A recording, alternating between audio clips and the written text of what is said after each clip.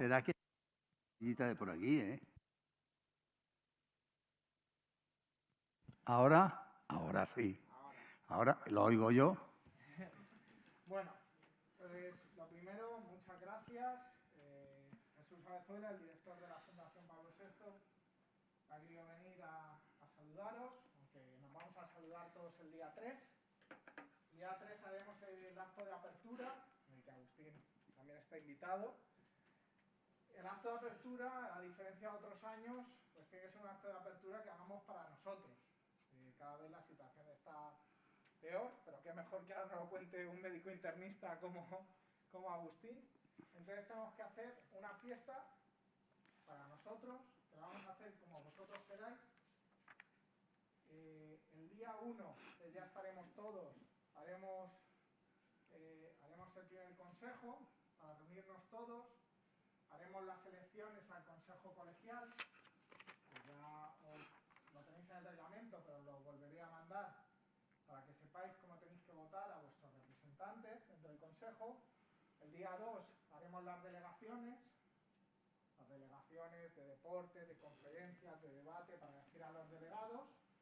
Y el día 3 haremos nuestra fiesta de apertura de curso, con misa a las 12, a la 1 con una apertura, con Jesús Abezuela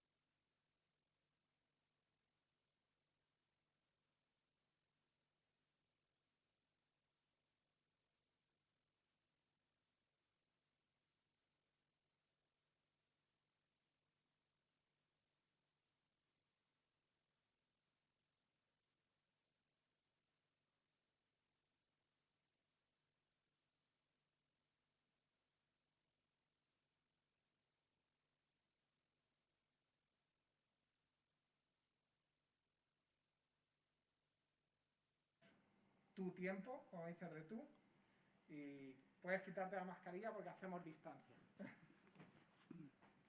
Perfecto. Bueno, buenas noches.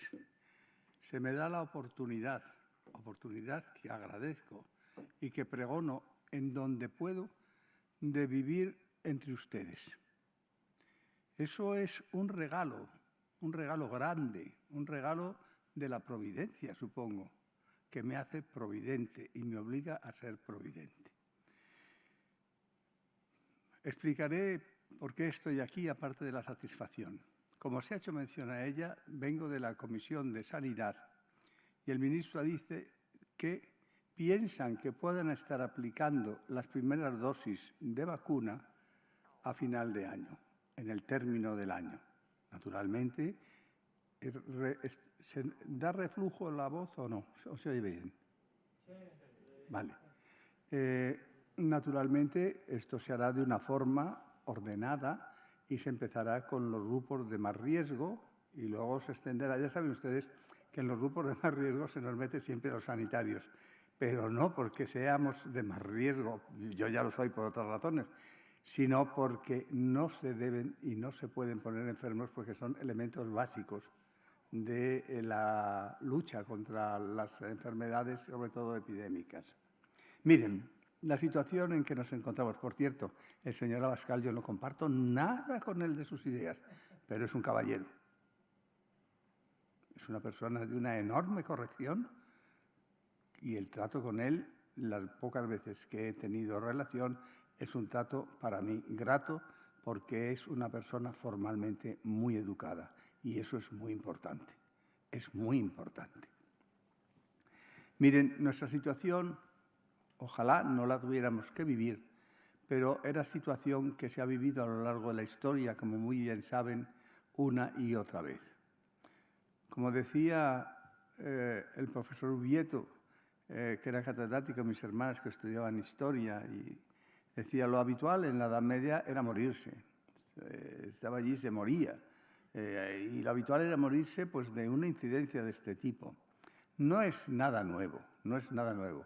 Saben ustedes que hubo la gripa, esa que se llamó española del 19, pero también yo, cuando tuve un año de edad, ya estuve recluido durante meses por la epidemia de poliomielitis, que ustedes no habrán llegado a conocer, aquella pobre gente que quedaba demediada porque o moría en un pulmón de acero o quedaban inválidos ya de por vida.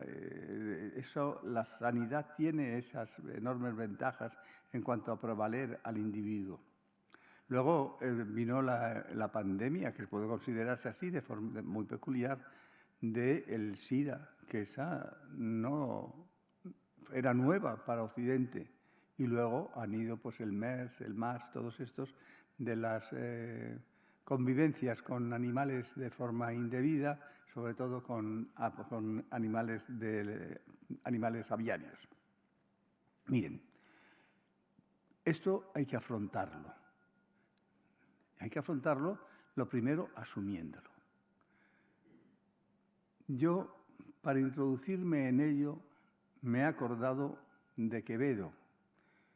Quevedo, ¿se acuerdan ustedes? Que decía, miré los muros de la patria mía, si un tiempo fuertes ya desmoronados, de la carrera de la edad cansados, porque encaduca ya su valentía. Salíme al campo, vi que el sol bebía los arroyos del hielo desatados, y del monte quejosos los ganados, pues con sombras hurtó la luz del día. Entré en mi casa, vi que amancillada de anciana habitación era despojo, y báculo más corvo y menos fuerte. Vencida de la edad sentí la espada, y no hallé cosa en que poner los ojos que no fuera recuerdo de la muerte. Sí, en nuestra sociedad y en España, la muerte en la Edad Media, ¿se acuerdan de las danzas de la muerte? Era un término. Nos preparábamos para una buena muerte. Yo viví aterrado durante gran parte de mi infancia oyendo las campanas que doblaban. En los pueblos doblaban las campanas tenebrosamente. Y era una angustia. Pero la muerte no es un final. La muerte, el reconocimiento de la muerte, el reconocimiento de la finiquitud de nuestra vida, es el punto de partida para buscar una vida congruente, feliz, felicitante. Eso es el planteamiento del estoicismo. Pero además, al modo como Lledó, que ha explicado mucho sobre este personaje y que tiene varias publicaciones sobre él, pero al modo de ese estoicismo evolucionado en Epicuro a la vida no solamente dedicada a hacer una felicidad genérica para todos y serena, llena de serenidad, sino también para disfrutar de la propia naturaleza y, además, fundamentalmente, de la amistad. Ya saben ustedes que la academia de Epicuro era el jardín, se llamaba el jardín porque era un jardín, y también importante, muy importante. Epicuro era feminista radical. No quiero decir radical en el sentido de una radicalidad de ideas, no, sino que asumía la igualdad de los géneros, que ahora se dice como algo natural, deseable, que podía dar plenitud a todos de manera general. Bien, ustedes me ven aquí con este aspecto y dirán, ¿qué pinta este hombre aquí? Ahora han convertido esto en una residencia, pues entramos en más riesgo porque estos son de los que se contagian y se mueren. Espero no darles ese disgusto, pero sí que les diré que yo estoy muy ligado a la vida que ahora llevo porque mi vida ha sido siempre muy reducida, muy recluida. Me he dedicado a la medicina y he dedicado a la medicina toda mi vida como internista, como generalista. Por lo tanto, la presentación que me han hecho es muy de agradecer, pero sepan ustedes que yo he sido un humilde médico práctico y fundamentalmente un servidor de mis enfermos y además siempre en la sanidad pública y por lo tanto un servidor público. Esa ha sido mi vida y me encuentro muy feliz de haberla tenido. Ahora se me ha dado una rara oportunidad y es vivir otra vida, vivir una segunda vida. Poca gente tiene esta oportunidad. Es un reto, es un esfuerzo que me cuesta muchísimo, pero me enseña como el más desvalido y el más ignorante de los que se juntan en las cortes. El más viejo, pero el más ignorante, el más nuevo también. ¿Por qué estoy ahí? Miren, ha dicho Pedro que soy socialista. No estoy afiliado al Partido Socialista desde hace miles de años, ¿no? Porque en el sitio donde yo trabajaba no quería estar donde estaba el secretario que en aquella época dominaba la agrupación, porque era realmente una especie de emperador. Era un hombre que no respetaba nada, que era autoritario, que todo dominaba la alcaldía, dominaba todo. Era muy eficiente como gestor. Y eso yo no lo quería porque nunca he vivido en ese sentido de que el que está a mi lado no sea mi igual. En mi vida profesional, y ustedes saben de los médicos, un médico aislado es un peligro, salvo que sea un técnico muy especializado. Lo que da luz es la ayuda y el soporte de los equipos constituidos por sanitarios. Habrán visto ustedes en la pandemia una lección que se nos ha dado. Y eso no era hace muchos años, cuando yo estaba aquí estudiando, no era así. Un catedrático, un jefe de servicio, era un dios omnipotente y generalmente ausente de sus obligaciones. Los había ejemplares, por cierto. Y los demás eran distancias y las enfermeras quedaban. Ahora habrán visto ustedes que los médicos, los sanitarios, dicen somos sanitarios y hay un sentido de igualdad en cuanto a las necesidades de que todos estén, desde el jefe del servicio hasta aquel que dispone la limpieza tan necesaria en una pandemia. Y todos son equipo, con un respeto grande de unos a otros y una gran solidaridad. Solidaridad que fundamentalmente se vierte hacia el que la necesita, la solidaridad de todos, por excelencia, al enfermo. Ese ser en equipo es una gran lección que yo he aprendido lentamente desde mi cuna, puesto que mi familia son de médicos, y solo médicos, soy médico por oficio, hasta llegar al término de mi vida profesional. Y es una vida feliz y felicitante cuando es una vida en donde todos colaboran a apoyar la debilidad y la ignorancia, porque sin los demás no somos nada. Yo estuve en un colegio mayor aquí durante 11 años, tanto la carrera como la residencia. Finalmente era el médico era un colegio de 200, más un montón de personal de servicio. Y terminé también siendo subdirector. Y me encuentro como si volviera de nuevo. ¿Se acuerdan ustedes la fuente de la eterna juventud, de la edad del Renacimiento, que se metían y se volvían jóvenes? Físicamente no, pero anímicamente al encontrarme entre ustedes me rejuvenezco. Me rejuvenezco. Ya me gustaría que fuera como el ave cenis, pero no. En último término, seremos cenizas y como dijo también, creo que Quevedo, cenizas sí, seremos polvo, pero al final polvo enamorado.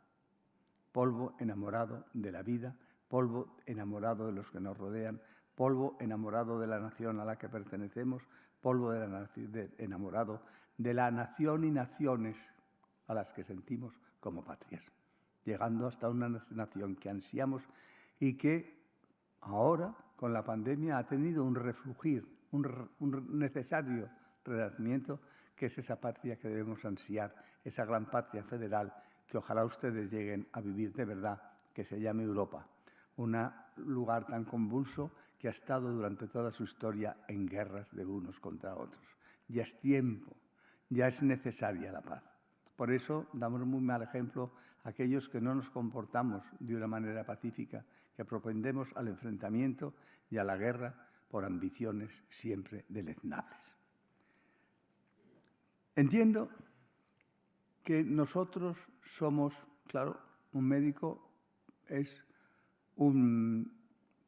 procede de las ciencias naturales, de las ciencias biológicas.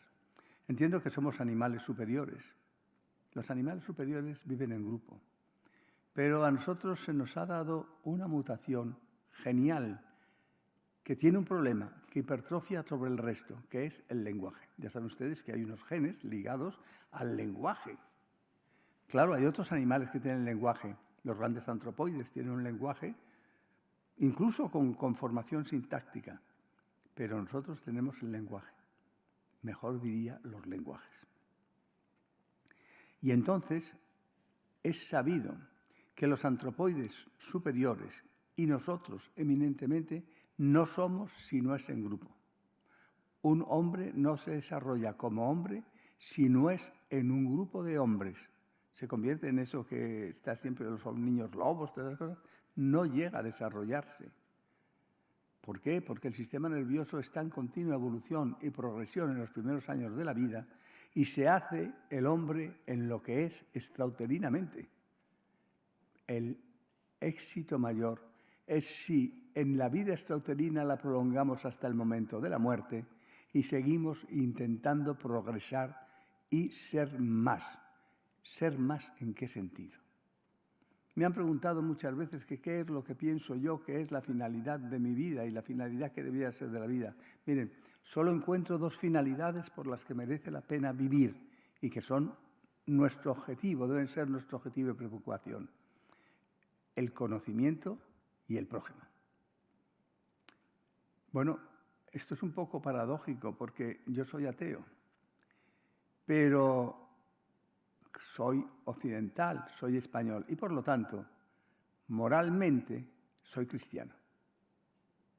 Y la enseñanza del cristianismo, esa religión tan peculiar de un Dios que se hace hombre y no como es lo tradicional que los dioses se hacían a escala de los hombres, es que al ser así, esa naturaleza que ya saben ustedes todos los líos del homo iusio y de la naturaleza y todas las cosas pues de Cristo, pues que él pone como elemento de resumen de su doctrina ese encerrarse en dos principios, uno de los cuales es amar al prójimo. Mejor dicho, no desear para el prójimo lo que no se desea para uno mismo. Ese principio ya es un principio más elaborado que hace relación a una evolución de la moral hacia la ética. No desear lo que uno no desearía para mí. Fíjense que ustedes que saben de esto más que yo, se está hablando ya de un planteamiento ético, deliberativo, de consideración y presencia siempre del otro, al estilo que ha llegado desde Kant hasta la escuela de los neokantianos con Habermas. Bien, pues eso es lo que pienso. Y pienso que nosotros tenemos que evolucionar y seguir, y que es fundamental porque nosotros somos una nación muy ignorante. No amamos suficientemente el conocimiento y no nos amamos a nosotros mismos, porque las cosas van unidas. Y entonces se habla que somos poco competitivos. Claro, es que los ignorantes son poco competitivos. Y hay que obtener no competitividad, sino competencia. Y la competencia es saber y amar. Saber y amar. Porque hay que todo racionalizarlo. Incluso el amor debe ser sometido al escrutinio de la razón. Es lo que hacen los pensadores y, por eminencia, los poetas líricos.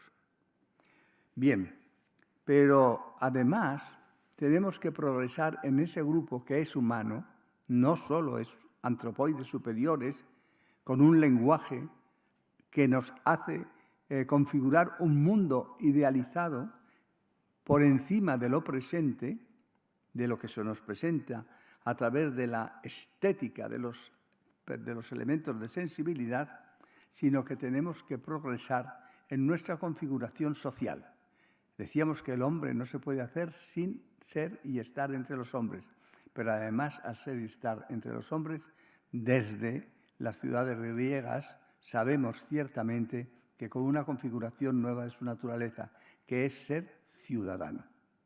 Ser ciudadano, es decir, tener preocupación y presencia de observación crítica, íntima y activa en la evolución de nuestra sociedad, sensibilizándonos a las decisiones que en ella se toman.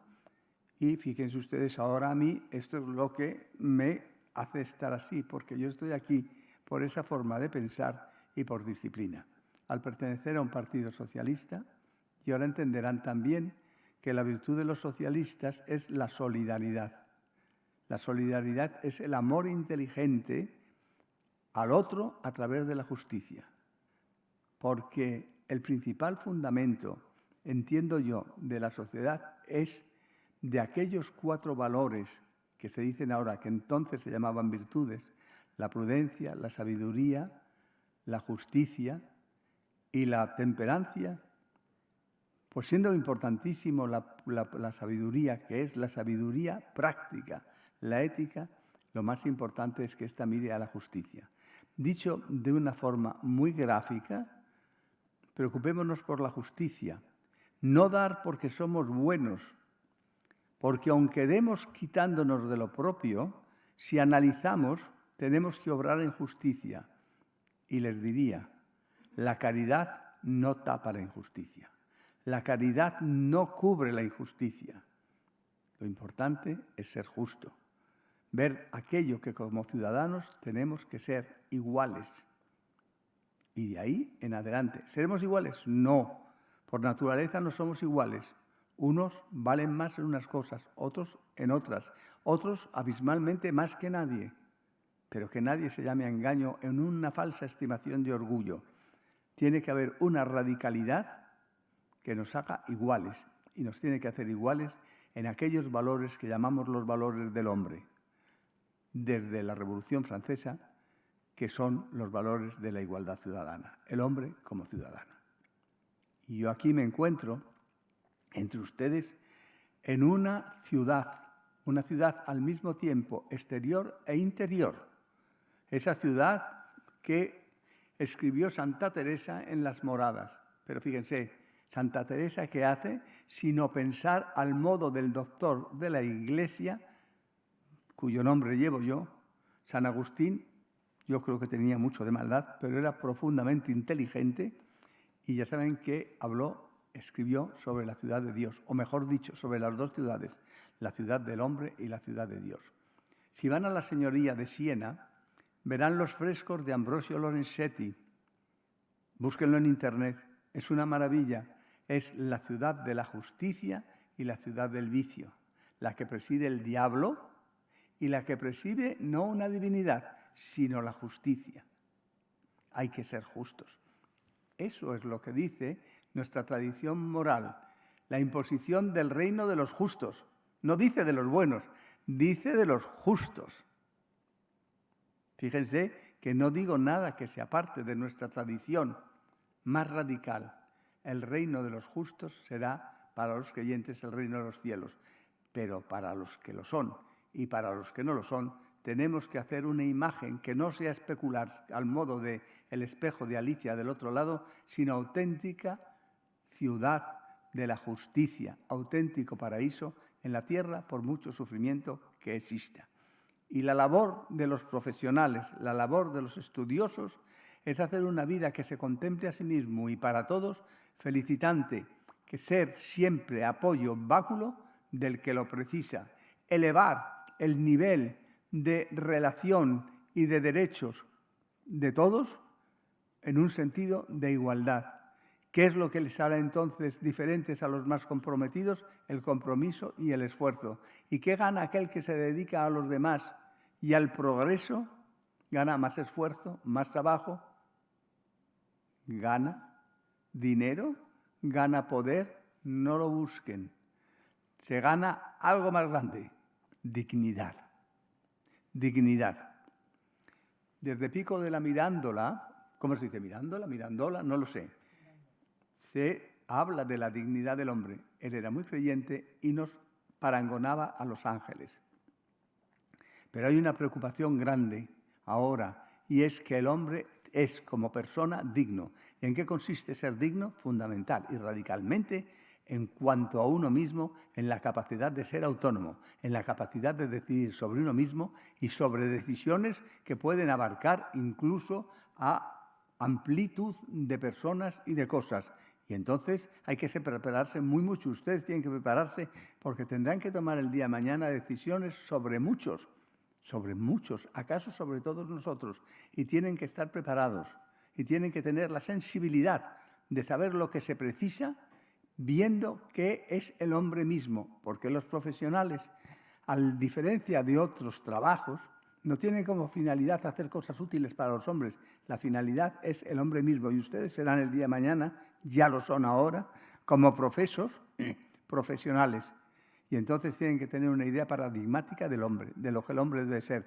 Y en cada decisión sobre cada uno de los hombres sobre los que actúen, mirar esa idea paradigmática. Naturalmente, yo soy muy pesado. Ustedes interrúmpenme cuando les parezca, cortamos y tomamos otra derivación o les escucho. Miren, no les preocupe, ni entren en diatriba porque unos amen y deseen que las cosas no muten, no tengan mutabilidad, porque otros quieran cambiarlo todo. Esa antinomia de progresistas y conservadores permanecerá mientras los hombres poblemos la tierra. ¿Es mala o buena una de las dos cosas? No. Yo estimo que somos progresistas o conservadores fundamentalmente por naturaleza. Realmente un progresista, solo progresista, radicalmente progresista, es un peligro. Un conservador, solo conservador, radicalmente conservador, es un peligro. Es convertirse uno y otro en reaccionarios frente al que está opuesto en las ideas y en su ejecutoria. En todo progresista, como debe de ser, hay un punto de conservador. Y en todo conservador hay un punto de progresista. Eso es lo que nos permite el equilibrio interno. Y algo mucho más importante, ese es el nexo de unión, el nexo de comunicación que permite que nos entendamos. Los que somos progresistas, cuyo extremo sería ser revolucionarios, o los que son conservadores, cuyo extremo malo sería ser reaccionarios, ¿no? Pero tenemos ese mecanismo de comunicación. Miren, les voy a decir otra cosa.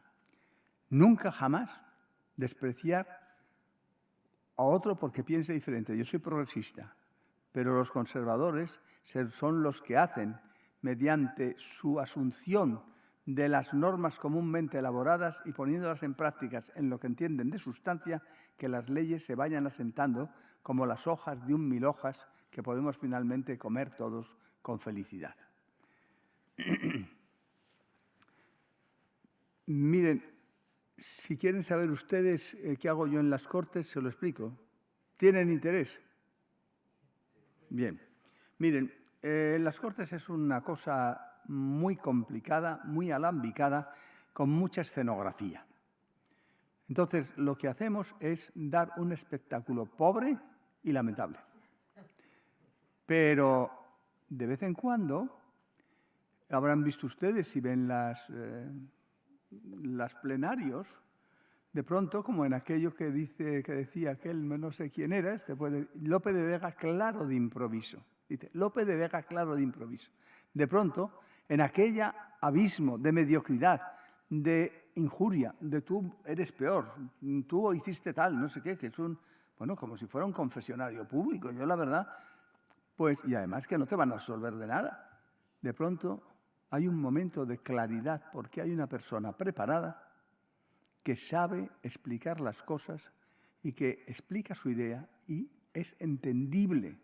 Lo convencerá o no, pero es entendible. Y que además se establece allí para que la cojas o no la cojas. Les diré que esto habitualmente en estos tiempos suele ser un vasco. ¿Perdón? A mí me gustaría saber, soy Paco de Córdoba y me gustaría saber si usted cree que la clase política en general ha estado a la altura de lo que hemos visto durante estos meses. Ni la clase política ni la mayor parte de los ciudadanos. Porque la clase política no es solo porque emana de los ciudadanos, sino que el compromiso político de nuestra sociedad es muy pobre. Hay un compromiso que es exigencia, pero no es un compromiso crítico, ni de adscripción. La adscripción, no digo ya a los partidos, sino a las ideas, es escasa. En ese sentido tenemos una gran pobreza. Luego hay otra pobreza que acompaña esto, y es ese planteamiento dialéctico en las confrontaciones de ideas, que es buscar que se imponga lo que uno piensa mediante cualquier reducto argumental. Y nosotros tenemos una frase que perfectamente define lo que hay que buscar en la conversación, en la deliberación, que es siempre crítica y racional, y es el conocidísimo verso de Machado: tu verdad no, la verdad, y ven conmigo a buscarla. La tuya guárdatela. Claro, es un verso, tendría que decir, la tuya resérvatela, porque es donde saldrá tu fuerza o tu argumentación.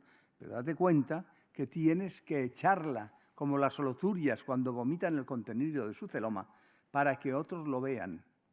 Como cuando el médico que tiene un residente le pregunta al residente qué tiene el enfermo, qué está pensando, y lo que hace es echarle el contenido de su estómago mental y decirle, mira lo que tengo dentro. Coge tú y separa las piedras de las perlas y haz una argumentación hilada con eso que te he echado delante. Porque no quiero que pienses lo que yo pienso depurado, sino que elabores tu pensamiento con lo que te he puesto delante. Y eso yo lo he vivido en la medicina, pero hay que vivirlo en todo tipo de conocimiento. Bien, hablábamos de qué es lo que hago hoy allí. Bueno, luego después, claro, sobre todas esas cosas que hay ahí, luego hay las comisiones. Y las comisiones son todo el espectro de lo que hacemos en la sociedad. Y hay comisiones de todo tipo, unas legislativas, otras no legislativas, y están todos los grupos representados y ahí se plantean las nuevas leyes o cualquier proposición que se quiera que se haga una generalización o que se aplique, leyes grandes y leyes pequeñas. En el fondo, todos nosotros tenemos un conjunto de normas.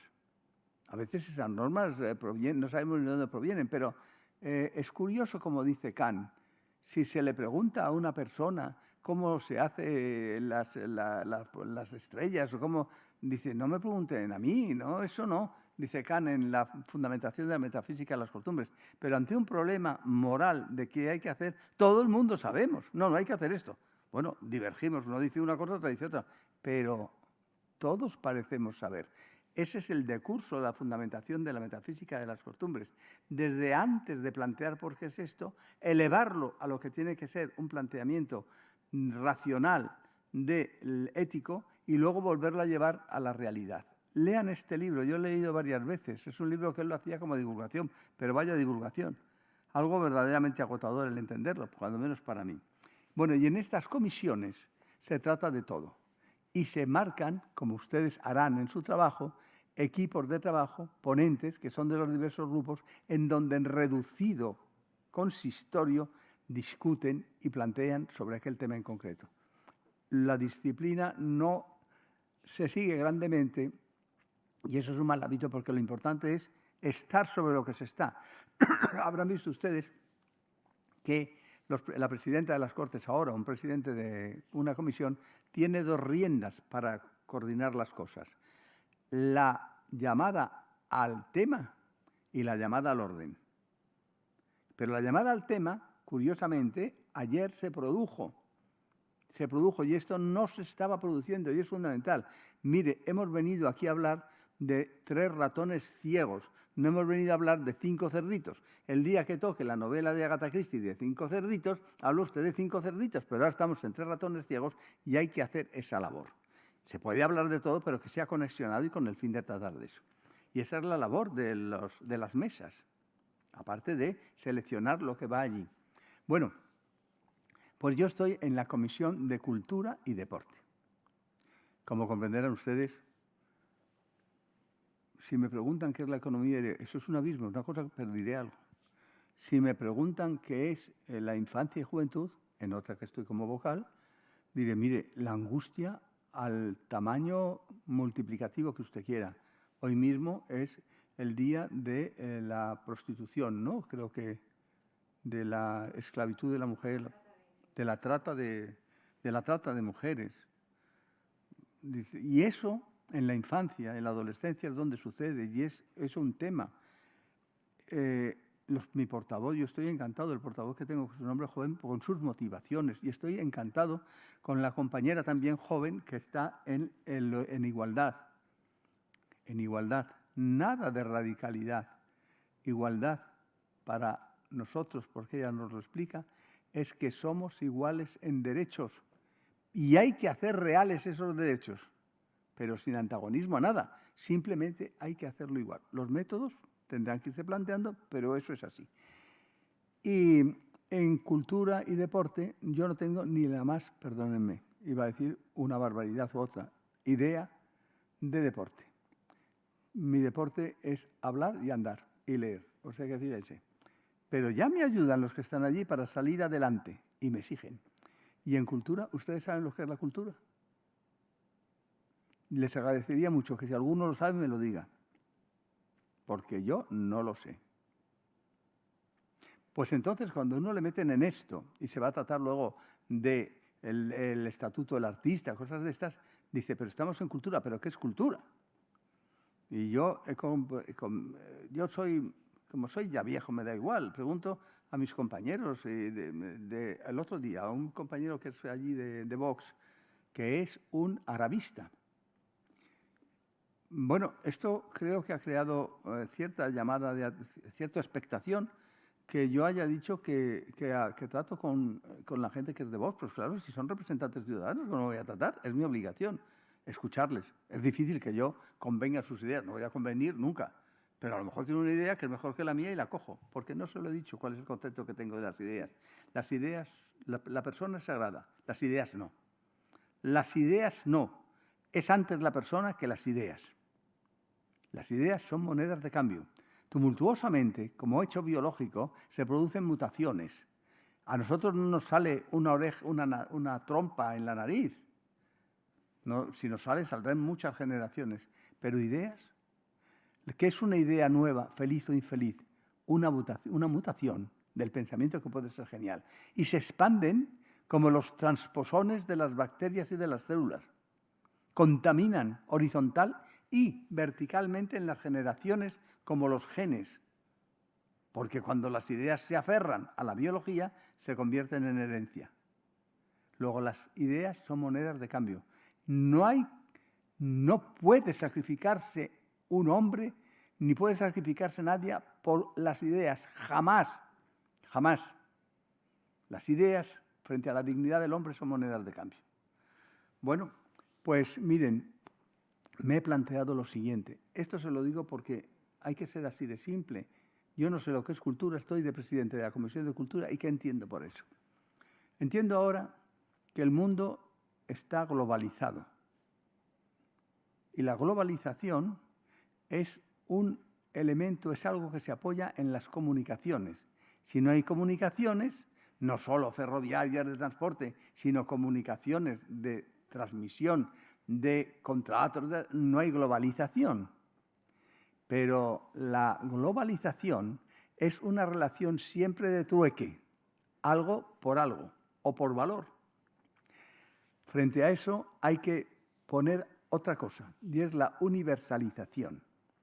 La universalización es algo que tiene que ser superior y que no tiene que estar motivado por ganancia ni por medro, sino que tiene que corregir a este. Esa universalización no tiene que ver con las comunicaciones, tiene que ver con la comunicación. Tiene que ver con la comunicación. Y la cultura es comunicación fundamentalmente. No es un acervo de características, conocimiento que se toma como propio de uno o de una etnia en una civilización que se impone al resto como lo mejor. No es eso. Es la necesidad de progreso del hombre a través de la comunicación. Eso es cultura. ¿Y cuáles son los modos de comunicación? Los modos de comunicación son los lenguajes. ¿Y cuáles son esos lenguajes? Todos los que los griegos reconocieron y los que surgieron después. Y los podríamos examinar mirando a las, ¿cómo se llamaban? Aquellas semidiosas. No, las Tepsícore, las musas. Las musas. Las musas son las patronas de los diversos lenguajes. Y fíjense ustedes entonces qué pobres somos nosotros. Tenemos en nuestra nación el lenguaje verbal, también el lenguaje de la imagen, la pintura, las artes figurativas. Pero hemos tenido durante mucho tiempo muy olvidadas las artes escénicas y dentro de las artes escénicas aquellas de la flexibilidad y armonía del cuerpo, la danza. Y desde luego, en los últimos lustros se ha desarrollado algo que aquí en España estaba empobrecido brutalmente, que era la música. Y todos son lenguajes. Igual que es un lenguaje que entiende al mundo de forma diferente el matemático. Y a uno le gustaría poder tener esos lenguajes que permiten expresar el mundo en una fórmula o que permiten transformar una sinfonía en algo que se codifica en bits, ¿no? Y eso es lo que ustedes van a hacer el día de mañana. Y tienen que exigirse ser, a través de su industria y esfuerzo inteligentes, para ustedes, no para mí. Para mí, para hacerme a mí mejor, más conocedor, porque me lo deben. Y si ustedes me lo deben a mí, ¿qué es lo que yo les deberé a ustedes? Tendré que decir y justificar mi existencia plena y todo para que ustedes digan, ahora usted ya se puede morir, puede dejarlo. Ya estamos preparados. Bien, les estoy dando mucha guerra y les voy a decir algo final. He empezado con un soneto de Quevedo. Los poetas son los profetas, porque son herméticos y dicen siempre más, como los filósofos, que lo que dicen en cada lectura. Siempre hay una lectura posterior. Hay un verso de Machado, que no voy a leer entero porque es larguísimo, que dice lo siguiente y que es la situación que se nos ha dado en España una y otra vez y que tenemos que hacer esfuerzos porque ni en nuestra patria ni en las conexas pueda repetirse. Fue un tiempo de mentira, de infamia, a España toda, la malherida España, de carnaval vestida nos la pusieron, pobre y escuálida y beoda, pero para que no acertara la mano con la herida. Busquen este verso, alguno lo habrá leído. ¿Lo ha leído alguno este verso? De Machado. Es un gran pensador Machado, era kantiano, ¿eh? Era al mismo tiempo profesor de inglés, pero también era filósofo. Era catedrático también de Instituto de Filosofía, profesor licenciado en Filosofía también, lo hizo ya más mayor. Y entonces a Machado hay que leerle porque es de su peso en oro cada palabra.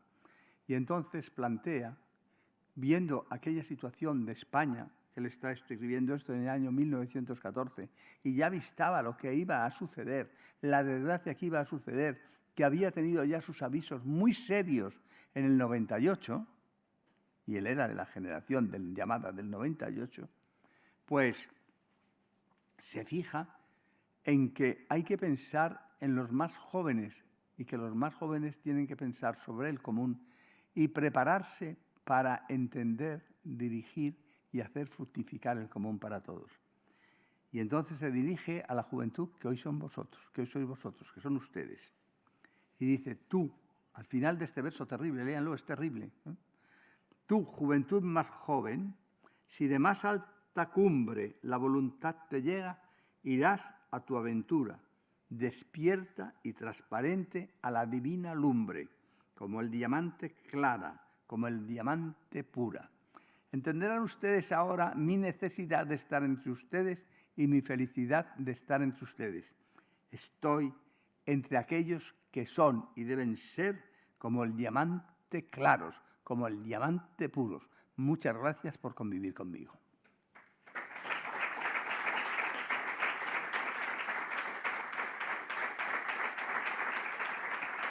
Ya he bebido el agua, ya es suficiente. Si quieren preguntar algo, lo que ustedes quieran. Ronda de preguntas. ¿Tu nombre? Vale. Buenas, yo soy Juan, soy de Badajoz y soy estudiante de medicina en la Universidad Europea. Quería preguntarle por qué cree que el gobierno y los políticos en general menosprecian, por así decirlo, a los sanitarios. Son personas que están cobrando sueldos ínfimos y en ocasiones trabajan hasta 48 horas seguidas y los políticos cobran una cantidad elevadísima y sin embargo sanitarios sin plaza incluso han sido contratados en esta situación en la que estamos viviendo y en un momento en el que el gobierno se ha visto sin personal,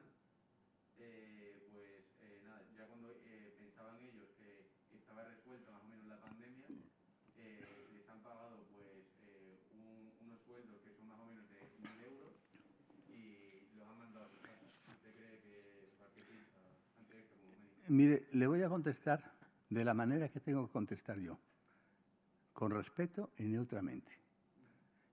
Usted dice el gobierno. Yo diría los gobiernos. Los gobiernos. Y ya no voy a especificar.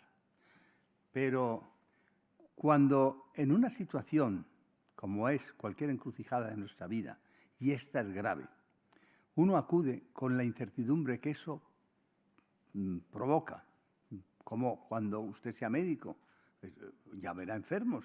Entonces, ¿qué le llegan? Le llegan con una incertidumbre.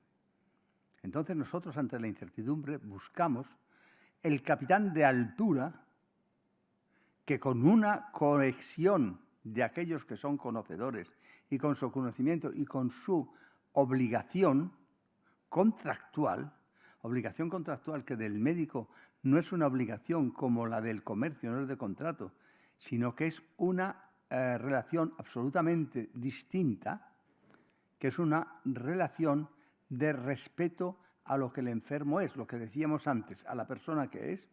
Entonces, ¿qué es lo que sucede? Que si no se encuentra que su problema es asumido, primero entendido, o procurándolo entender, desentrañar, y después tomando la responsabilidad de su decurso, orden y administración, entonces, ¿qué le pasaría a uno si llega como enfermo y se encuentra que se ponen a hablar en un rincón, no le hacen ni caso, o que le miran como un búho, pero no, y no se encuentra que vayan a asumir su problema cuando es de allí? Eso le producirá perplejidad. Cuando una sociedad como la nuestra se encuentra en una situación así y vemos que los capitanes de fortuna, que somos los políticos, que tendríamos que asumirlo y esforzarnos en entenderlo y resolverlo, lo que les ponemos delante es otra incertidumbre, sin responsabilidad de hacerse cargo de ella, eso produce perplejidad. Y la perplejidad es una forma de la incertidumbre que provoca o parálisis o reacción de agresión, de decir esto no puede ser. Entonces, los sanitarios en España tenemos un trato malo. No solo los sanitarios, Fíjese, y aquí habrá gente de personas, de los docentes y muchos otros. En las Cortes, en mi comisión, refiriéndome a esto, dije, en la primera que hubo después de la pandemia, en la constitución de la Comisión de Cultura, dije lo siguiente. Han muerto muchas personas, algunas en la soledad y otras en el acogimiento de los sanitarios. Los sanitarios se han esforzado, y ya he explicado antes lo que entiendo por sanitario, Entendí siempre por sanitario la administrativa que me traía las historias clínicas, que conocía por su nombre y ella me las ponía en la mano, porque si no, no sabía yo desarrollar mi trabajo y desarrollaba poco. Entonces, en esa situación, se me ha ido el santatiero. ¿Qué estaba diciendo?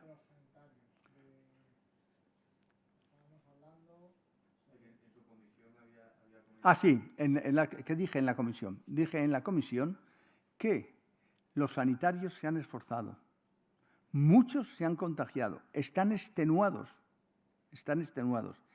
y algunos han sufrido la enfermedad y algunos han muerto. Hasta tal extremo que en la zona donde soy yo, Castilla y León, se va a poner, ahí está esta propuesta, y es una propuesta del propio gobierno del PP, poner el nombre de estos sanitarios a los centros en donde trabajaban. Me parece un acierto.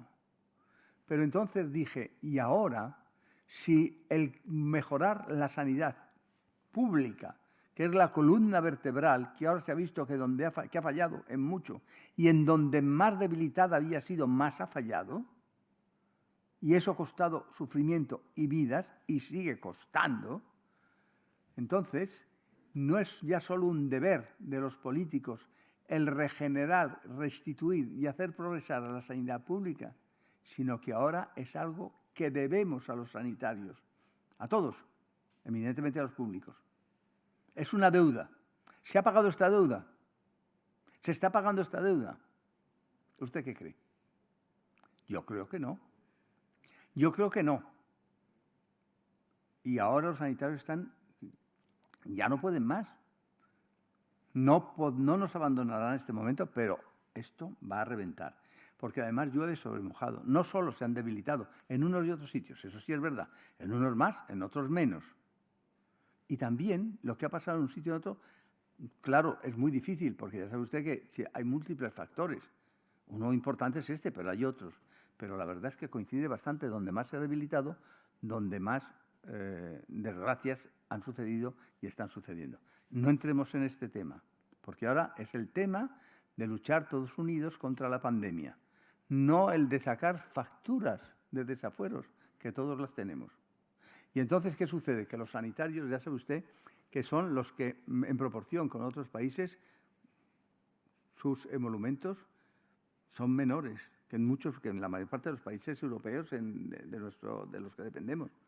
Y en proporción con otras profesiones, pues bueno, realmente los médicos son mucho más valorados. Pero ¿sabe usted?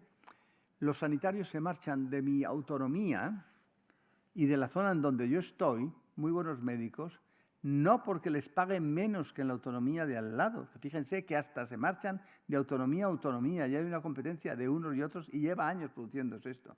No, porque entorpecen su actuación, porque usan a los sanitarios como peones de brega para tapar agujeros y mandarles hoy a un sitio, mañana al otro. Y imagínese usted que yo soy un enfermo y hoy me ve usted y mañana que me ha dicho que vuelva me ve otro y otro. Esto es ineficiente e inmoral desde el punto de vista profesional. Y así están actuando muchas administraciones, porque en la administración al igual que en la política, ¿usted qué cree que tendrían que estar?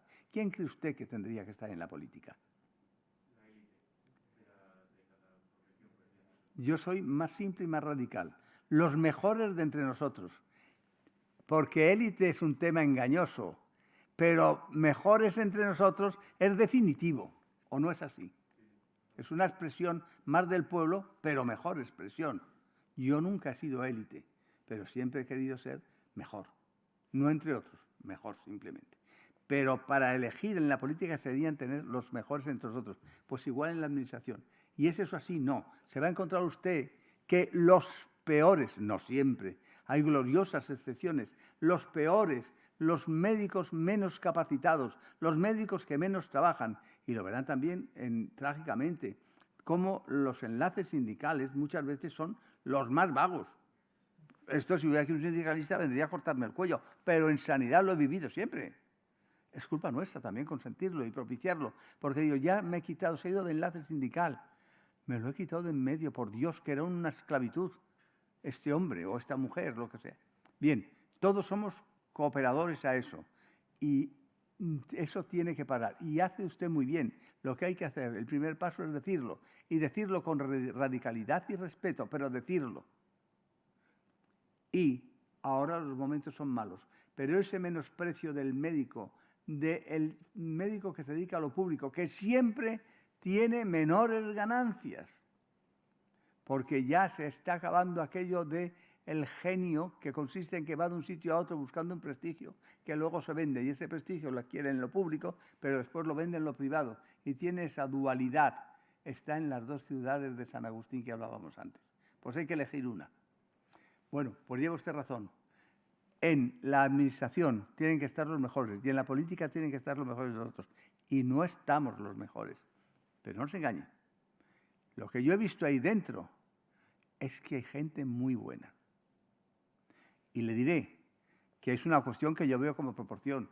Me parecen mejores los que están en donde estoy yo, si no, no estaría ahí, considerando de otras cosas. Pero en todos los sitios. En todos los sitios. ¿Y cuáles son los mejores? Los más jóvenes. Esfuércense ustedes en eso. Por otra parte les diré, pero no se metan en la política para ser de las juventudes de tal o cual cosa, porque no ese es el camino. El camino es estar en la trinchera de la sociedad, como un médico asistencial, para luego después ir con ese bagaje a defender lo que uno debe defender, que nunca es lo propio. En el caso del médico es lo propio, pero entendiendo como propio el interés de sus enfermos a los que les sirve y de la sociedad a la que tiene que precaver de grandes males, o pequeños, o hacerle la vida más... pero eso se dice de un médico, yo he sido médico, pero evidentemente lo vemos con el señor que es abogado, o no digamos un juez, es que un juez es un elemento vital. El hacer justicia, el entender la justicia, el entender la justicia a través de la filosofía del derecho,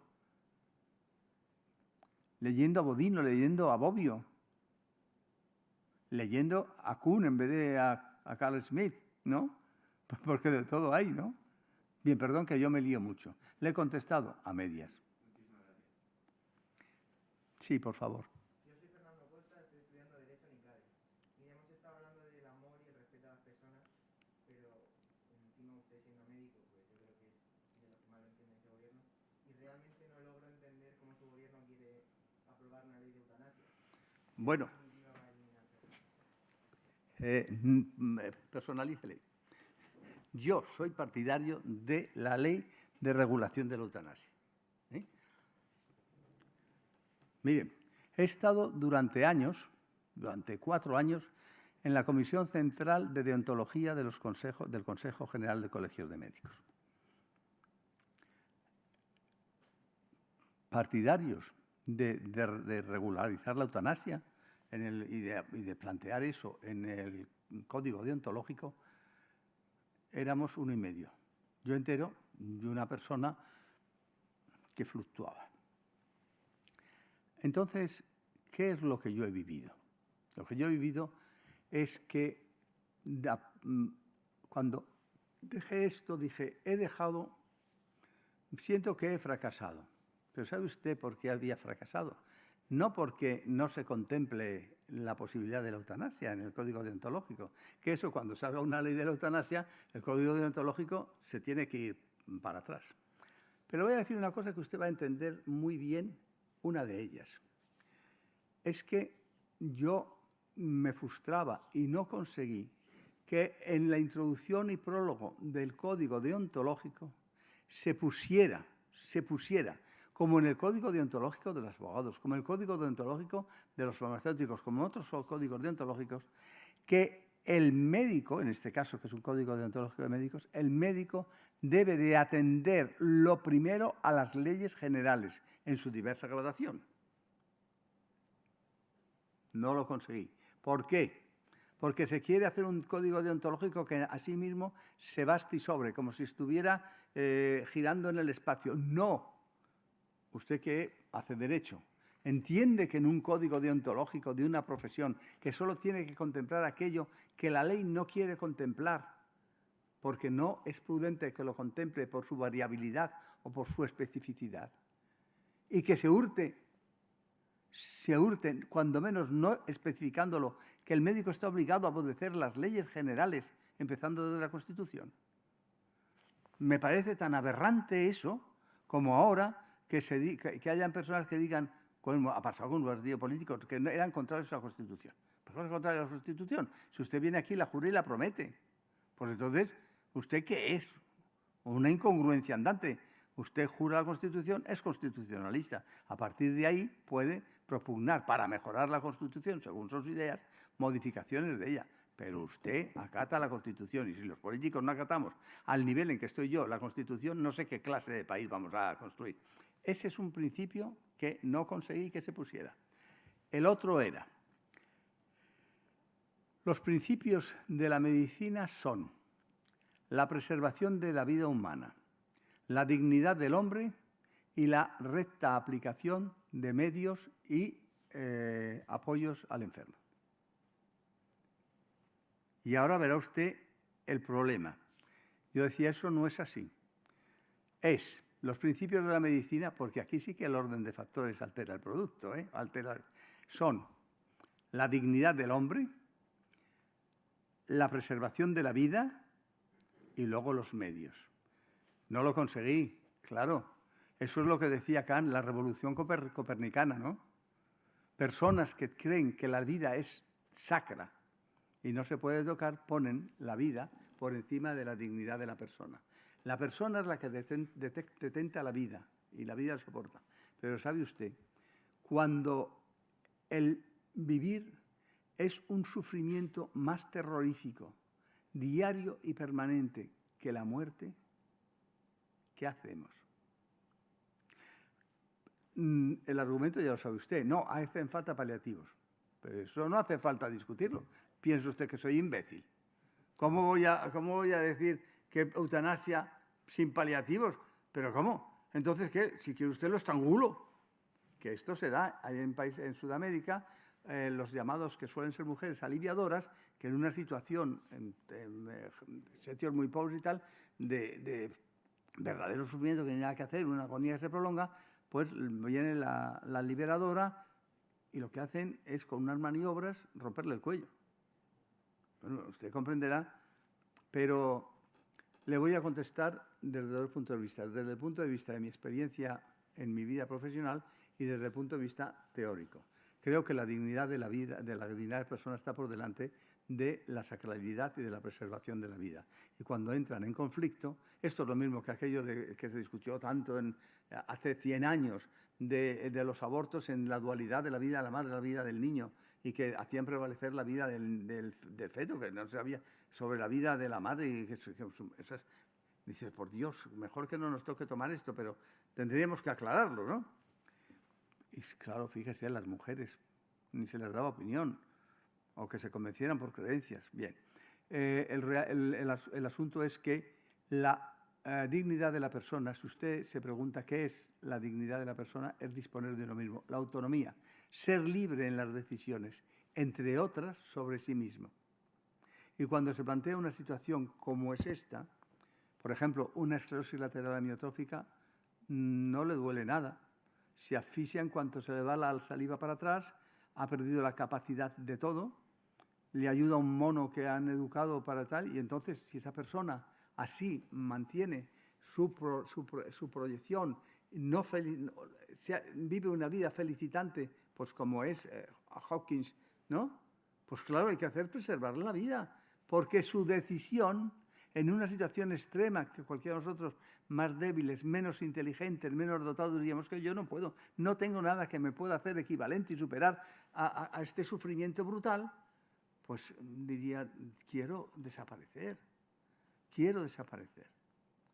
Entonces, para mí, la dignidad de la vida, la capacidad de definir sobre sí mismo y decidir sobre sí mismo, está por encima de la sacralidad y de la preservación de la vida. No llamo sacralidad, la preservación de la vida. La vida se ha convertido en sufrimiento. El otro día en las Cortes, un diputado del PP, oponiéndose a la eutanasia, que volvía a plantearse, hizo referencia. Y llegará un momento en que incluso se planteará la eutanasia por una depresión. ¿Saben ustedes? Es médico este hombre, pero no le debe leer los periódicos. Es que no llegará el momento, es que ha llegado. En uno de los países donde la eutanasia está admitida, se ha aplicado, claro, con un procedimiento que ha saltado los procedimientos normales que se contemplaban, porque era extremo y era un caso de una depresión no reactiva a nada, brutal, que tenía abismada a la persona y todo había fracasado y llevaba años de sufrimiento terrible, sufrimiento por la depresión. Yo no he tenido depresión, pero debe ser un sufrimiento bárbaro. Sí que he vivido siempre en la angustia de mis enfermos y del entorno, y eso es muy duro. Pero ya una depresión de uno no tiene capacidad de modular nada, ni de ser dueño de nada, debe ser espantoso. Los jueces, no los médicos, los jueces dieron razón. Igual que en un caso muy curioso que se planteó en Inglaterra de 2 siameses con una unión de órganos, fundamentalmente la cabeza y el cerebro, en donde, no podían vivir así. Iban a morir remisiblemente los dos si aquello se prolongaba. Y entonces la posibilidad de separarles era terriblemente complicada técnicamente, pero te conllevaba un problema. Y es que si se hacía, uno de los dos moriría. Eso lo tenían muy claro los médicos y por eso llegó al tribunal de un juez. Usted, como juez, ¿qué haría en un caso de estos? Que le dicen, mire, nosotros, al procurar una vida real, una vida de persona, en esta situación vamos a hacer un homicidio, porque estos son niños pequeños y tal, pero uno va a vivir. ¿Usted qué haría? Yo trataría de llegar a un punto en el cual, si no se puede preservar la vida de los dos, pues habrá que ir a por la de uno al menos, ¿no? Entiendo yo, no vas a perder las dos. Bueno, eso al que se muere le importa poco, ¿eh?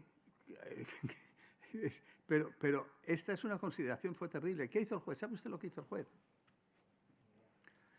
Dijo, este problema que se me plantea, y no lo planteaban los médicos, lo planteaban la situación, dijo, vengan los cirujanos que lo van a hacer.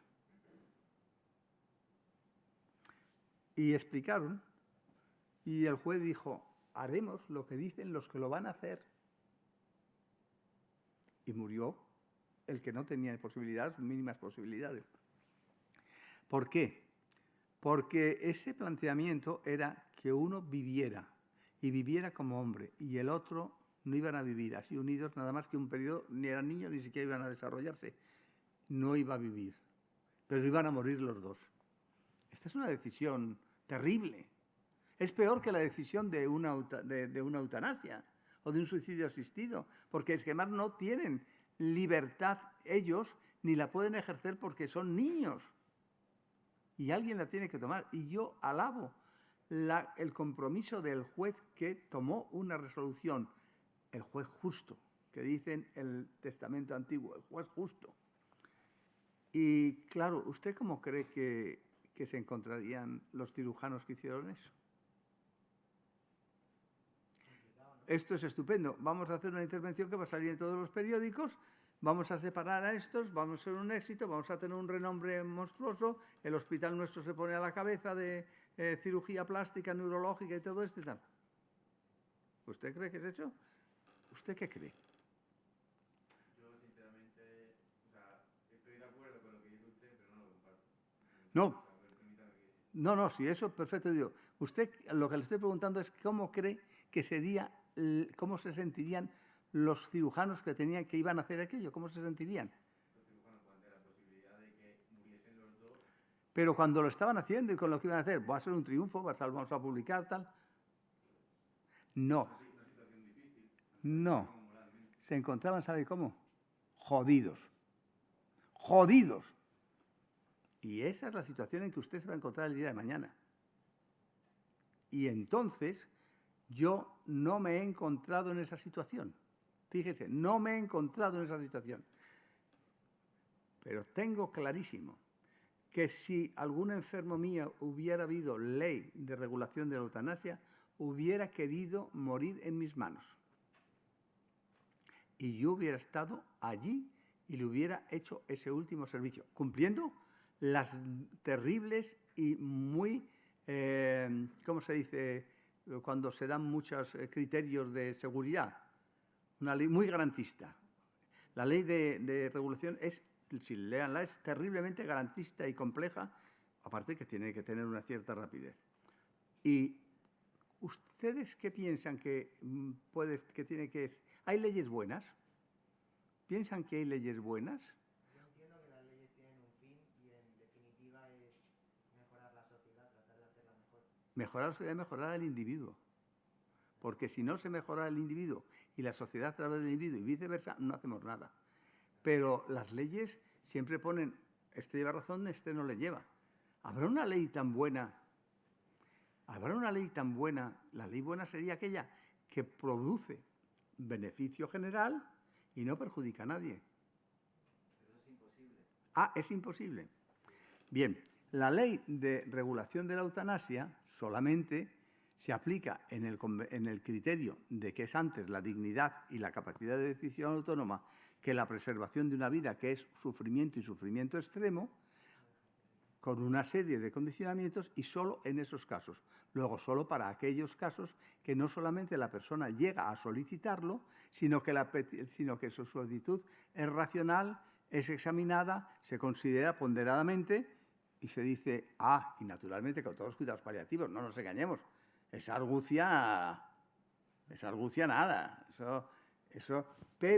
pero a nadie, es decir, universalmente cubre a todos. ¿Perjudica a alguien? Pero yo entiendo que abrir una vía para eliminar personas, porque hoy sí que perjudica a la sociedad, sinceramente. No. Pero no solo voy ahí, usted me habla de que esta persona toma libremente... Sí, totalmente. Vale, pues yo creo que cuando una persona toma esa decisión, realmente su consentimiento está viciado por esa enfermedad en cuestión. Bueno, eso que usted dice es un menosprecio de la capacidad de esa persona. Una persona con una ELA tiene una capacidad de juicio plena y puede ser el catedrático de ética Aranguren. Yo le pondría por encima de mí con absoluta seguridad. Si en esa situación se encontrara Habermas, diría, pues este señor, Kant no se encontraría porque su momento de pensamiento no entraba en estas cosas, ni la medicina lo tenía. Es decir, se sentirá cubierto en lo que tiene beneficio la ley cualquiera que teóricamente la precise. ¿Quién puede sentirse perjudicado? Obviamente, aquel que se convierte, que se podía convertir sin quererlo en verdugo, ¿no?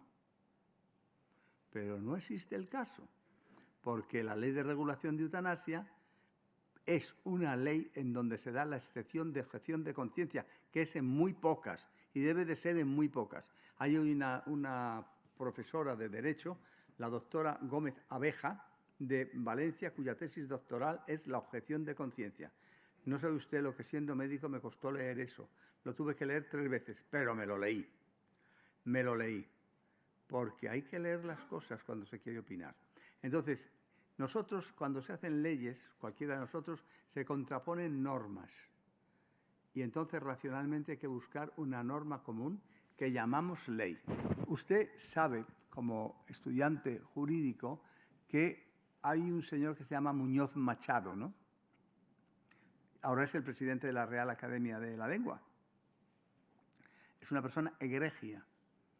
Pues ha hecho un regalo a los españoles, aparte de otros muchos, de sus libros, hablando de la Constitución, tiene varias publicaciones, él es constitucionalista, pero ha hecho un regalo a los españoles y eminentemente a los juristas, y si usted va a la página web de la RAE, se encontrará que pone en el margen izquierdo Diccionario de Castellano, y debajo pone Diccionario Jurídico Español. Busque allí qué es ley y qué es norma, y verá que norma es algo que nosotros acostumbramos, tal, pero justicia es otra cosa. Pero ley es otra cosa. Ley es algo que es acordado con todo un trámite y publicado como tal norma asumida por los representantes plenos, según sus términos, de la nación. Pues esto es así. Entonces, dice, ¿y qué va a pasar a escala personal? A escala personal le aseguro que los casos de eutanasia van a ser, como decía, puede ser la depresión de ese tipo, Puede ser en caso extremo y creará un problema como le ha creado en esos países. Y son los casos de ELA, son los casos, mire, en los casos de estos de neoplasias, todo esto, mire, tenemos en casos extremos. Ya se asumió que había oposición terrible había a que se diera tal tipo de medicación que anulara la sensibilidad y la presencia de la persona y se trataba para prolongar la vida. Eso que ahora llamamos encarnizamiento terapéutico y que se sigue produciendo. El caso más dramático que he visto últimamente, el caso de la niña Andrea de Galicia. Para mí canallesco lo que se hizo con esa niña. Pero, ¿sabe qué? Que ya no hay encarnizamiento terapéutico. Y además, los paliativos deben ser aplicados para todos, en su orden. Habrá paliativos complejos que tengan que hacer médicos especializados en cuidados paliativos y otros que se pueden hacer en cualquier parte. Y la sedación paliativa terminal, le voy a decir cuál es mi experiencia. He paliado a muchos enfermos que va viendo las cosas y llega un momento en que ya, bueno, pues ha llegado a esa situación, pero en algunos, son menos, en mi experiencia, porque claro, yo trataba a muchos ancianos, era decir, ¿qué puede usted hacer por mí? Porque yo no aguanto más. Y decir, he consultado a todo el mundo, he llegado al límite, no sé hacer nada más. Lo único que puedo hacer, si quiere, es sedarlo, es decir, dormirlo. Eso se llama sedación paliativa terminal. Si lo hacía bien, no despertaría ya. Supuestamente su enfermedad lo mataría, o el haberle, y además la sedación paliativa contribuiría también, porque claro, ¿sabe usted cuál era la actitud de uno y otro? Enfermos que había llevado durante años procesos. Nos despedíamos para no volvernos a ver. Así que a mí con la sedación paliativa terminal, ¿qué margen me hubiera quedado para la eutanasia? Creo, en mi caso, en otros, como son los enfermos neurológicos de tipo, serán más. Pero en mi caso ya me lo habían resuelto. Pero, ¿qué diferencia encuentro yo entre sedación paliativa terminal y eutanasia? Es que no la he encontrado. Para mí es lo mismo. Nos despedíamos. Buenos días, buenas tardes. Si lo hago bien, usted ya no vuelve a despertar.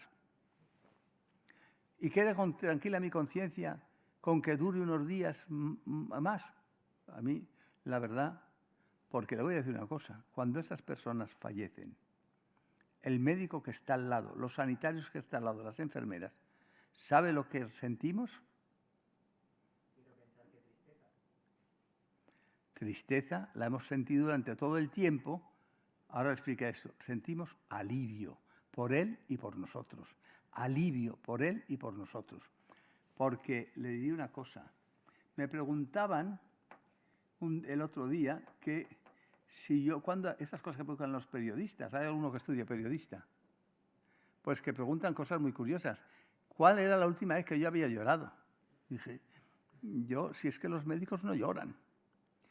No lloran, los médicos no lloran. Y si lloran tendrá que ser en un cuarto guardados, porque no pueden mostrar la debilidad. Antes decíamos esto, porque es el que tiene que dirigir el barco en una tormenta y en un piélago. Pues yo me he pasado la vida sufriendo por mis próximos y por mis enfermos. ¿Qué tipo de sufrimiento? El del diagnóstico, ¿qué tiene? El del hacer, ¿qué vamos a hacer con él? Y luego el del sufrimiento de la persona y de su entorno. Sufrimiento de la persona y de su entorno. Tiene hijos pequeños. ¿Cómo se lo digo a su mujer? Que les veo unidísimos. ¿Qué hago? ¿Cómo lo hago? Es el mismo sufrimiento que tendrá usted que tener si un día de mañana es juez y tiene que aplicar la ley. No como aquel juez londinense que colgaba tantos que se acababa la cuerda. Porque en todas las profesiones pasa eso. Pues una vida de un médico está llena de satisfacciones, un sanitario, y de sufrimiento. Y me decían, no, porque vosotros estáis acostumbrados. Se lo dirán. No, los médicos no sufren, pero están acostumbrados. Mi respuesta, ¿sabe cuál es? Será usted que es un hijo puta, porque yo todavía no me he acostumbrado. Jamás me he acostumbrado al sufrimiento ajeno, jamás. Bueno, estoy siendo muy pesado. Yo tengo una pregunta. Buenas tardes, mejor dicho, buenas noches. Soy Gabriel y al fin y al cabo también estudio Derecho. Ahora mismo pues estamos pues en una crisis sanitaria, social, democrática, pero también económica. Por ejemplo, Italia pues este fin de semana votó en referéndum reducir el número de diputados y senadores. ¿Crees que en España los partidos políticos actualmente os pondríais de acuerdo pues para reformar la Constitución y por ende llegar a reducir el número de diputados y senadores? No sé si la Constitución define con exactitud. Básicamente sí, pues sí que se Sí, al definir los distritos electorales y todo eso, claro, por la suma, ¿no? Bien, le diré, claro, políticos, es que hay muchos. Hay políticos en el Parlamento, en el Senado, hay políticos en las autonomías, en las cámaras autonómicas. al fin y al cabo, la reforma constitucional solo corresponde al Congreso de los Diputados y al Senado. ¿Por qué? Hombre, pues porque así lo mana el poder. ¿Por qué? Si hubiera muchos políticos en la autonomía de Andalucía, pues debería plantearse lo mismo. Yo creo que los políticos tienen tres funciones. Una función de representación y de legisladores. Otra función es la de procuradores, que pertenecen a una circunscripción y tienen que tener una especial personificación con sentido de equidad para reclamar lo que corresponde a la zona que están representando, a los que representa. Y luego después otra función que es la de gestor. No se me ocurren otras. Y cada político en cada uno de los puestos se arbitra en ese tipo de... Por ejemplo, un alcalde fundamentalmente es un gestor y a veces es un gestor magnífico y otro es un gestor desastroso. Ya sabemos lo que pasa en uno y otro caso en las ciudades. La labor de procuraduría, ya saben que antes hubo una época en que los diputados se llamaban procuradores, ¿se acuerdan? Procurador en cortes, porque procuraban para la zona, muy al estilo anglosajón. Pero claro, esto tiene que ser con equilibrio, contemplando al mismo tiempo el resto que no son de la región, porque si no sería un despropósito. Eso es lo que es una ética del discurso y una ética deliberativa, pero que tiene que considerar en cada decisión, en el sentido de John Rawls, a todos. ¿Has leído a John Rawls? Pero lo suena, ¿no? John Rawls. Bueno, que es curioso que este señor sea anglosajón y de americano y que es de una... podría ser más bien socialdemócrata, socialista como yo, porque sus ideas... Bueno, el caso es que entonces dice, es así. Y yo digo, no sé contestar esto. Lo que sí que sé es que debe haber una proporción adecuada. Y hay cosas que sí, que evidentemente las veo muy claras. Pero esa proporción adecuada, ¿cuál es? ¿La del número áureo? Hay que intentar buscar el número áureo, es decir, no un número matemático, sino un número mágico, como es el número áureo, que dé la resolución de la divina proporción, en este caso de los políticos. Evidentemente, lo que no se puede ser es que estemos considerando el Parlamento, y cuando hablamos del Parlamento estamos pensando ¿en qué? ¿En qué piensa usted cuando habla del Parlamento? Yo básicamente pienso pues, en Parlamento autonómico y en No, del de aquí, del central. ¿El Congreso de los Diputados? no, porque básicamente tengo, pues como he dicho a priori, pienso primero en el Parlamento autonómico, que también pienso que se debería recortar, pero al fin y al cabo... Usted está en la idea de limitar. No, yo le pregunto una cosa más. Cuando hablamos del Parlamento, ¿en qué estamos pensando? Yo le diría que una gran parte de la población piensa en el Congreso de los Diputados. Pues no es verdad. El Parlamento es el Congreso y el Senado. Los dos. Entonces, ¿usted cree que esto está bien? Aparte de que funciona mal, que seamos un desastre y todo eso, ¿usted cree que está bien diseñada en la Constitución? Le dan unas funciones que no han sido bien desarrolladas al Senado. Pero esa Cámara... Y además funcionamos como si estuviéramos separados, y es lo mismo. Es decir, que aparte del número, hay que equilibrar las cosas correlacionadas y darle la función precisa. Lo mismo sucede con las cámaras autonómicas. No solamente hay que mirarlo, sino que hay que mirarlo en la corresponsabilidad y en la correlación para saber lo que es necesario. Ya sabe usted que hay gente que dice, no, que se supriman las autonomías. ¿Usted qué piensa? Bueno, es una manera de reducir políticos. Se quitan las autonomías y solo quedan, bueno, los parlamentos desaparecen. No, al fin y al cabo suprimir las autonomías al 100% sí, pero al fin y al cabo la mitad de ayuntamientos de España sí que se podrían suprimir. Bueno, más en unas regiones que en otras, y ya sabe que se han fusionado muchos ayuntamientos, otros tienen pedáneos, todas estas cosas, pero lo que sí que es cierto es que yo diría, no usted, yo diría, los ayuntamientos no los suspendería, porque los ayuntamientos es la administración y la representación política in situ, la más próxima al ciudadano, ¿no? La más próxima y la que él ve. Claro, pero por ejemplo, las diputaciones provinciales también. Las diputaciones provinciales es que no Entonces, ya sabe usted que mi partido propuso suprimir las diputaciones y otros partidos de la oposición se opusieron totalmente a la supresión de las diputaciones. ¿Por qué? Porque dicen que los ayuntamientos precisan en muchas regiones las diputaciones. Bueno, eso no sería entonces ya suprimir políticos, sino racionalizar la función pública de los políticos. Y creo que eso es previo a lo otro. En cuanto a encontrar el número, me parece que debía ser una preocupación permanente. Entre otras, el número, pero también la cualidad, los modos de elección, los modos de representación. Y reorganizar todo eso. Ahora, diría, muchos pocos políticos, no lo sé. Si se comparan los países, claro, al lado de Italia, cualquier país tiene pocos políticos, ¿no? Porque ¿qué tenían tantos? También es cierto que la profesión de político es una profesión muy singular. A mí no me gustaría haberme dedicado a esto. ¿Por qué? Pues porque cada 4 años estar en la supeditación. ¿Se acuerda lo que dijo Guerra? Guerra, el de mi partido, Alfonso Guerra. El que se mueve no sale en la fotografía. Es mentira. El que no sale en la fotografía es el que no se mueve. Hay que moverse continuamente, hacerse presente para que luego lo consideren. Esto es una deformidad monstruosa. Hay muchas cosas que corregir y entre ellas valorar el número. Totalmente de acuerdo. Pero no solo el número, porque eso es un engaño. Es como decir, la eutanasia no, porque lo que hay que hacer son paliativos. Dice, sí, es que paliativos no discutamos, es que eso es de cajón. Hablemos de la eutanasia porque el paliativo es de justicia, de imprescindible necesidad y ya estamos de acuerdo.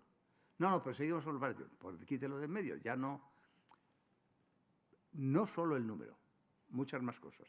Muchas gracias. Y el número también. Claro, que usted comprenderá que a mí, como decía mi madre cuando lo operaron de apendicitis, yo hijo ya con las tripas fuera. pero hay que plantearlo. Y eso que usted dice es compromiso con la cosa pública.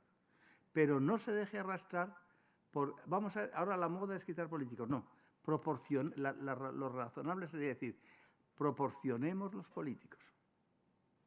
Mejoremos la función de los políticos. Exijamos más a los políticos. Pero entonces al hacerlo usted cuando menos se lo tiene que plantear. Luego ya es una exigencia. Eso es sentido ciudadano. No se sumen nunca acríticamente a nada. Jamás. Todo tiene, ya les he dicho antes, en mi sentido, obviamente.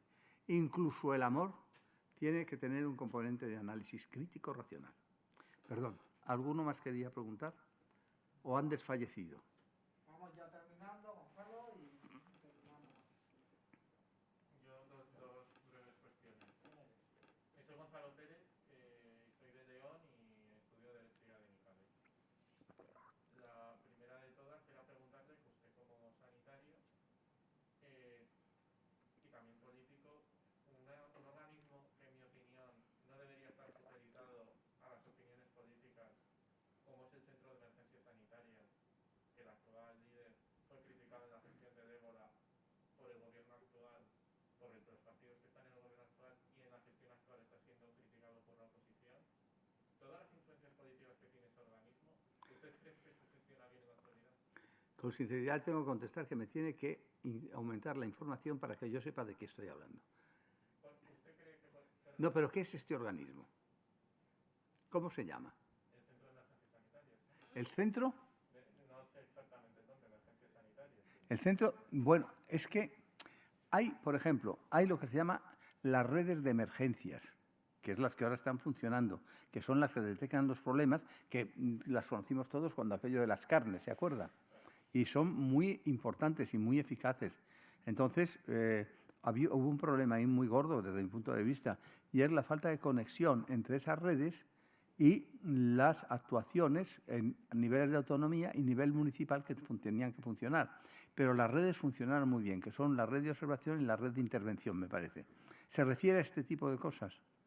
A ver, yo lo digo... Claro, porque tal como dice, o se refiere a los servicios de acción inmediata en casos de catástrofes o de urgencia, de emergencias. Yo me estoy refiriendo, ya hablando concretamente, a la personalización de la gestión técnica de la pandemia que ha tenido el gobierno. Ah, esto es otra cosa. Esto es otra cosa. Bien, he estado escuchando al ministro. Mire, le voy a decir, desde mi punto de vista, teníamos una magnífica ministra, una gran médico y una magnífica persona. ¿Por qué desaparece la ministra Carcedo y es sustituida por el ministro Illa?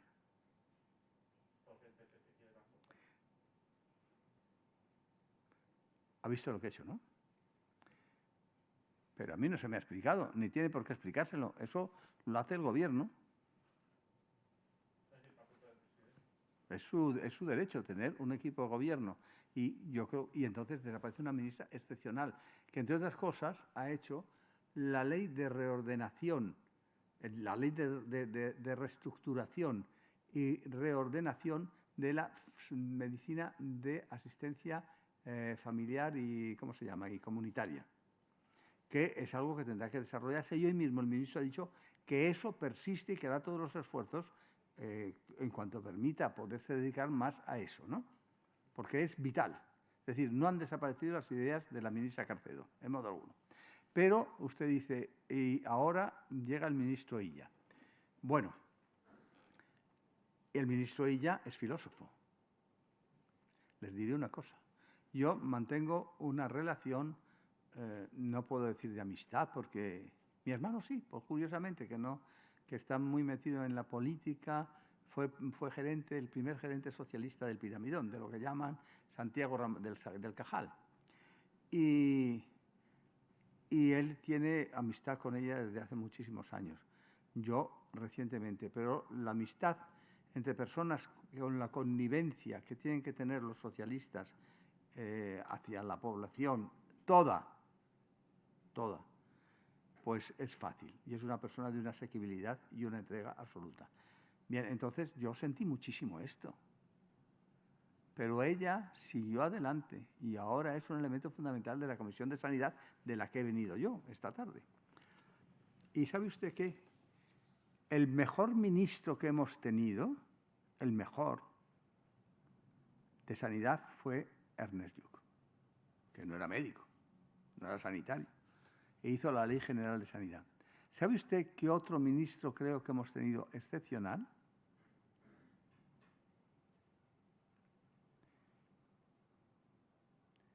¿Saben quién? La ministra Pastor. ¿De qué partido es la ministra Pastor? Del PP. ¿Pero es buen ministro o no es buen ministro? Magnífico ministro. E hizo leyes fundamentales. Y ha sido un magnífico ministro Carcedo. Bueno, pues hemos tenido la suerte de tener en esa situación de sustitución, en el peor momento y viniendo la pandemia, un ministro excepcional. El ministro Illa es un ministro excepcional, que ha antepuesto los derechos de las personas y la vida de las personas por cualquier diferencia política. No le invitaría a usted a que presenciara las comisiones de sanidad. Era la adversidad permanente, prácticamente la injuria por la oposición. Y él jamás, hoy mismo lo ha vuelto a decir, miren, no entro en discusión política. Aquí estamos para las personas que están en esta situación y para la población. No quiero decir esto que no quedemos ni es una amenaza. Cuando todo esto termine, haremos las diatribas políticas, intervenciones políticas, pero ahora no. Jamás le he oído decir al ministro Illa, en comisiones, han sido innúmeros, nada más que elogios de las autonomías y elogios de los responsables de las autonomías. ¿Cómo se llaman? Los presidentes no, los de sanidad, los consejeros. Y se han reunido todas las semanas, y a veces 2 veces por semana, telemáticamente, presencialmente. Jamás, nada en contra. ¿Usted ha oído hablar mal del ministro Illa por ahí? Sí, ¿verdad? Él no ha hablado jamás mal. Es un ejemplo de lo que debe ser un político, de aguantar lo que sea por el bien general. Hoy nuevamente, él no se inmuta. Es un ejemplo no para mí, para todos nosotros. No como ministro de Sanidad, sino como preclaro asuntor de algo que a los que estudian Derecho les sonará bastante. Francesc de Ximenis. ¿Le suena Francesc de Ximenis? Francesc de Ximenis, ustedes han leído el libro de los dones, que yo creía, como soy torpe, que era el libro de las mujeres, y es el libro de los beneficios, de los dones, ¿no?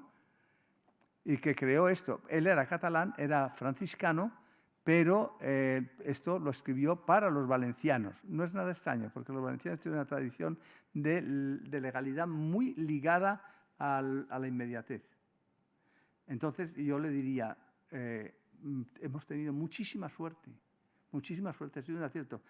Es una suerte que haya sucedido esto. Hubiera sido muy buen ministro de esta catástrofe la ministra anterior, pero sorprendentemente, no siendo sanitario, y esto es importante, no siendo sanitario, pero que ha dicho una y otra vez, que es lo que usted me preguntaba.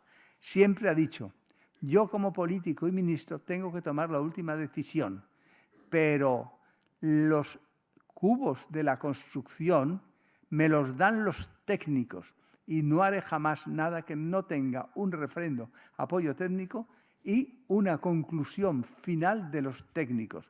Y ahora, ya saben que se ha hecho una reunión de la presidenta de Madrid con el presidente del Gobierno. Como consecuencia de eso se han creado 2 organismos, 2, ¿cómo se llama?, comités.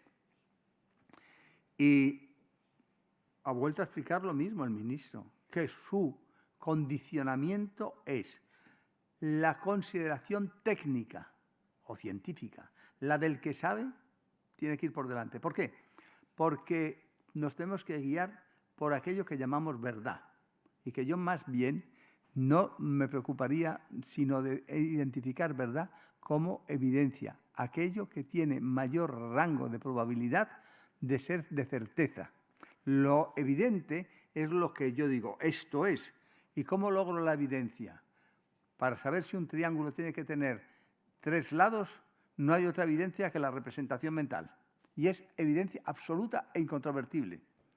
Pero para saber a quién va a votar la población de Alcalá de Henares, el grado de certeza, la evidencia será cuando voten. porque lo que se obtendrán serán grados de certeza que son distintos para las ciencias físicas. En la ciencia física, las leyes dicen, la ley de grandes sólidos, la ley de la gravedad, todos los cuerpos de Agatha, hasta que uno no se caiga. Si uno no se cae, la ley es invalidada, porque no se puede producir en el universo dado, que es el universo de la gravedad, la ingravidez. Queda fuera. Esa ley no vale. Pero en los elementos biológicos, que no se pueden controlar todos los factores que intervienen, ni siquiera se conocen, por ejemplo, ahora con la vacuna, ¿sí? En animales, ¿qué se hace? Los grados de certeza se dan con estadística. ¿Qué quiere decir una estadística? ¿Qué grado de certeza se suele dar en las ciencias biológicas? El 95%, ¿verdad? Entonces, ese es el grado de certeza. ¿Y cuál es el grado de certeza de las ciencias sociales? Admitirán más que el 5%, seguro. Cuando hacen esas encuestas dicen, se va a votar tal cosa, o quieren una cafetera marca Sinninghausen en vez de la otra. La certeza, o esta es mejor, según la experiencia. Esto es así, y los de opinión. Y todo es ciencia. Y todo es ciencia, porque la filosofía también es ciencia. Entonces, sí, es fundamental. Han dicho los periodistas una cosa que es una gran verdad. ¡Qué sorpresa! Ha tenido que llegar la pandemia para que nosotros estábamos siempre hablando con políticos y a todos se contestaba y todos lo sabían. Y ahora llegan unos señores y nos dicen, no sé. Eso que usted me pregunta, no se lo puedo contestar, no lo sé. Pues eso es lo que tenemos que decir, y también como políticos, cuando nos preguntan no podemos decir, bueno, no digamos ya qué hora es de coger olivar vengo, no digamos ya tú eres peor que yo, no digamos ya lo que ahora aprovecho es para cascarle a usted el argumentario que me han mandado por correo. Eso es profundamente inmoral, de un desprecio al que nos pregunta. Y si no sabemos, se dice, no lo sé. Lo estudiaré. Y si no llego a saberlo, no se lo contestaré, porque no estoy comprometido nada más que a decir lo que sé y lo que yo tomo como cierto. Pero estoy impedido de engañar. Igual que en la relación médico-enfermo. No puede el médico hacer lo que el enfermo no quiere, pero no puede el enfermo pretender del médico lo que no es lícito según el arte. Esos son nuestros principios. Mire, hay un principio, con esto terminamos ya, porque yo a ustedes les tengo muertos. Ya lo siento, perdónenme, es mi naturaleza. Que dijo aquel el escorpión que picó a la rana. De memoria he sabido esto. Vale para los médicos, pero vale para todos. El primer aforismo hipocrático, que no lo hizo Hipócrates, lo hicieron muchos con experiencia de muchos años, dice lo siguiente. Fíjense en cada palabra. Tiene dos partes, la primera y la segunda. La primera dice, el arte es largo, la vida es corta, el momento urgente, pero la experiencia es peligrosa. Eso define el acto del médico, pero también de otras profesiones. El arte es largo, el conocimiento es extensísimo. La vida, es corta, toda nuestra vida es corta. Y el momento lo tenemos que hacer ahora y ahora mismo, urgente. Y al hacerlo, la experiencia es peligrosa. Parte primera, de concepto. Parte segunda, práctica. El médico debe de atender no solamente al enfermo, y esto ya es más para médicos, sino que ha de hacer concurrir a lo preciso al propio enfermo, a los que le cuidan y a las cosas externas. El médico tiene que, si es preciso, convertirse en político para defender lo que corresponda de los derechos de las personas, los ciudadanos, cuando son enfermos. Muchísimas gracias y perdónenme.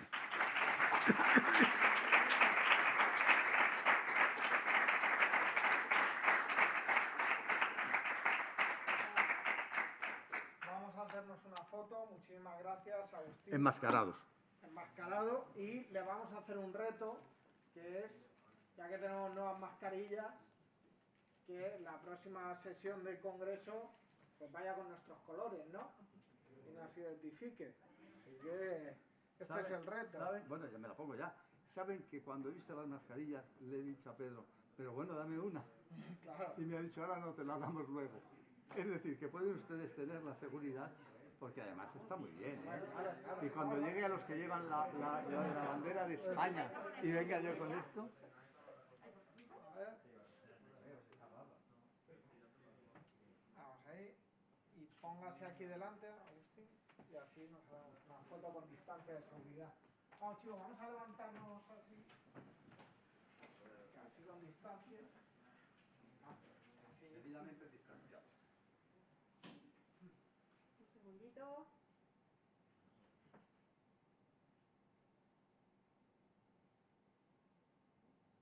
Tres. Voy a hacer una con esta, ¿vale? Vale.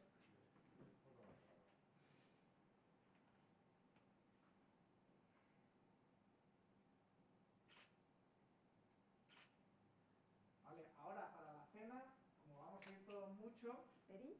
Voy. Perdón. Perdón. Ya no tienes. Perdonadme, ¿eh? Si se satura el comedor, vamos a abrir un comedor de al lado, ¿vale? Ahora iré pero vamos a respetar las distancias, nos vamos sentando, ¿de acuerdo? Y la mascarilla, a partir de mañana vais a recepción, firmáis y os lleváis vuestra mascarilla, ¿de acuerdo? O sea que quien tiene la mascarilla soy yo. Correcto.